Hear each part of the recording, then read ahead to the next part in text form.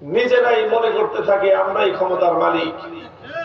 আল্লাহ সবসময় ধরেন না, পাকড়াও করেন না, কিন্তু মানুষ যখন ক্ষমতা নিয়ে দম্ভ করে, অহংকার প্রকাশ করে, ক্ষমতাকে যখন মানুষ নিজের বাপ-দাদার তালুকদারি মনে করে, তখনই আমার আল্লাহর পক্ষ থেকে পাকড়াও চলে আসে।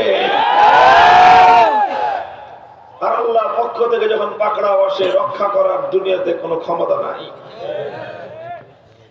অনেক মানুষ আছে ক্ষমতার সিংহাসনকে রক্ষা করার জন্য চারিদিক দিয়ে শক্ত প্রাচীর নির্মাণ করে, রক্ষাব্যূহ তৈরি করে, দুর্গ তৈরি করে।